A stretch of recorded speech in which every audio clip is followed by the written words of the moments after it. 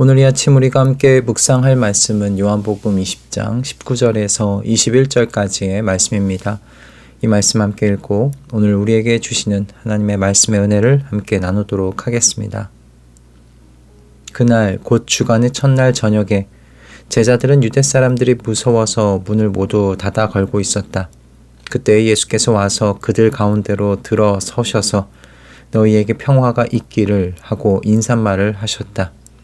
이 말씀을 하시고 나서 두 손과 옆구리를 그들에게 보여주셨다. 제자들은 주님을 보고 기뻐하였다. 예수께서 다시 그들에게 말씀하셨다. 너희에게 평화가 있기를 빈다. 아버지께서 나를 보내신 것과 같이 나도 너희를 보낸다. 아멘. 우리는 이번 주 요한복음 20장을 통해서 예수님의 부활이 새 창조의 시작임을 이야기하고 있습니다. 화요일에는 속죄의 완성에 대해서, 그리고 수요일에는 교제의 방식이 바뀌었다는 것에 대해서, 그리고 어제는 하나님의 가족이 되었다는 것을 우리가 연속적으로 살펴보았는데요. 오늘은 이 부활의 아침의 일에서 저녁에 예수님과 제자들 사이에서 어떤 일이 일어났는지를 살펴보므로 새 창조의 시대에 예수님의 제자들에게 일어난 일이 무엇인지를 우리 좀 살펴보고자 합니다. 오늘 본문의 배경은 19절에 잘 나와 있습니다. 그날 곧 주간의 첫날 저녁에 제자들은 유대 사람들이 무서워서 문을 모두 닫아 걸고 있었다. 이것이 이야기의 배경입니다. 이 이야기에 등장하고 있는 제자들의 상태에 우리가 먼저 좀 주목해 봐야 할 것 같습니다. 제자들은 유대 지도자들이 무서워서 문을 걸어 잠그고 숨어 있었습니다. 두려움으로 인해서 세상과 지금 분리되어서 숨어 있는 거죠. 제자들이 왜 이렇게까지 두려워했을까요? 유대 지도자들이 그들의 스승인 예수님을 죽이는 것을 목격했기 때문입니다. 유대 지도자들에게는 그들을 죽음에 이르게 할 수 있는 권세가 있었던 거죠. 그래서 제자들은 그들이 우리 주님을 죽였다면 우리도 충분히 죽일 수 있다라고 생각했을 것이 분명합니다. 제자들의 이 두려움의 본질은 그러므로 이 죽음의 권세 앞에서 느끼는 무력함이었을 거예요. 그런데 지금 죽은 줄만 알았던 예수님께서 잠긴 문을 통과하셔서 제자들 가운데 지금 모습을 드러내신 겁니다. 그리고 말씀하십니다. 너희에게 평화가 있기를. 예수님께서 이 말씀을 2번 하셨는데요. 두 번째 말씀하시기 전에는 제자들에게 당신의 손과 옆구리를 보여주셨어요. 여러분, 예수님께서 왜 이 상처를 보여주셨을까요? 아마 모든 문이 닫혀 있는데 그들 가운데 오신 예수님으로 인해서 제자들이 깜짝 놀랐을 것이기 때문이기도 할 겁니다. 뭔가 다른 영적 존재라고 제자들이 오해하지 않았겠어요? 그들의 깜짝 놀란 마음을 달래주시기 위해서 보여주신 것도 분명히 있을 겁니다. 그런 이유가 있을 거예요. 그러나 본질적인 이유는 죽임당하신 분이 살아나셨다는 것, 그래서 죽음의 권세가 깨어져 버렸다는 것을 보여주시려는 이유 때문일 겁니다. 유대인들이 예수님에게 할 수 있었던 최악의 일이 무엇입니까? 죽음 아니었습니까? 그런데 그 죽음이 이미 일어났지만 예수님께서 이걸 이기셨다는 것을 보여주신 거죠. 그리고 나서 두려움에 휩싸여 있었던 제자들에게 예수님께서 다시 말씀하세요. 너희에게 평화가 있기를 빈다. 이 평화를 빈다는 말씀은 그래서 너희가 두려워하는 것, 죽음과 유대인의 권세를 내가 이미 이겼다. 그들이 나에게 할 수 있었던 최악의 일을 행했지만 봐, 내가 여기 있다. 그러니 너희는 평화를 누려라.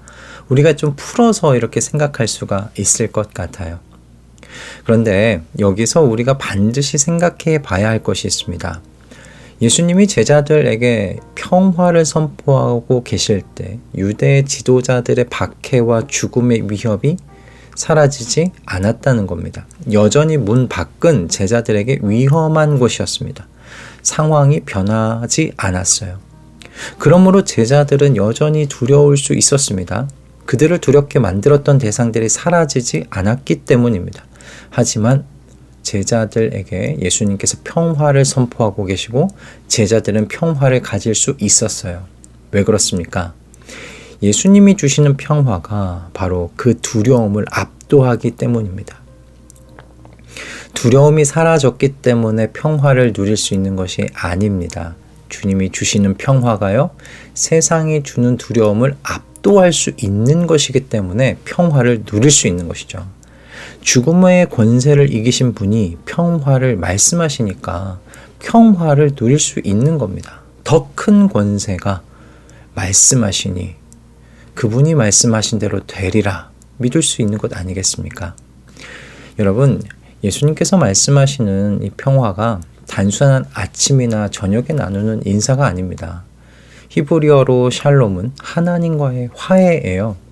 이사야서 53장 5절 말씀 그대로죠. 그가 징계를 받음으로 우리는 평화를 누립니다. 아멘. 평화의 근거는 예수님의 손과 옆구리에 그대로 새겨져 있었습니다.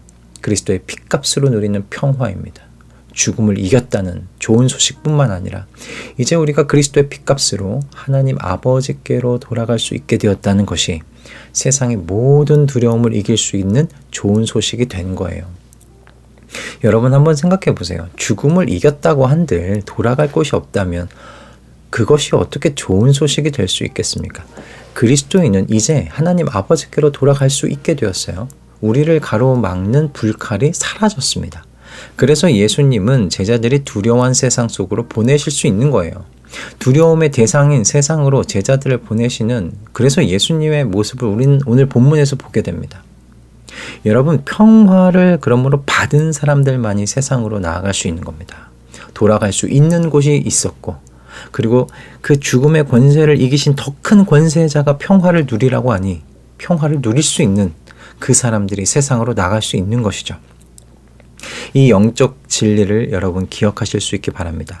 두려움에 갇혀 있는 사람은 문 밖으로 나갈 수 없습니다. 오직 평화가 두려움을 압도한 사람들만이 두려움의 대상이 있는 세상 속으로 나아갈 수 있는 것이죠. 여러분, 우리도 제자들과 같이 세상 속에서 두려움을 느낍니다. 질병과 경제적 어려움과 관계의 갈등과 미래에 대한 여러 불안 등이 우리를 두렵게 만듭니다. 예수님을 믿는다고 해서 이런 것들이 사라집니까? 아닙니다. 그대로 있습니다. 늘 우리 곁에 붙어서 삽니다. 하지만 제자들이 받은 평화와 우리가 받은 평화가 다르지 않습니다. 우리도 부활하신 그리스도의 상처를 본 사람들입니다. 십자가에서 죽으시고 부활하신 그분의 상처를 우리도 보았습니다. 그리고 그 손과 옆구리의 상처가 우리에게도 말해줍니다. 죽음이 끝이 아니며 내가 죽음을 이겼다고 말입니다. 그러니 평화를 누리라고 그 손과 옆구리의 상처가 우리에게도 똑같이 말씀해 주고 있습니다. 여러분, 우리의 평화는 두려움의 대상이 사라져서 오는 것이 아니라 두려움의 대상이 있을지라도 그것을 압도하는 그리스도의 평화 때문입니다.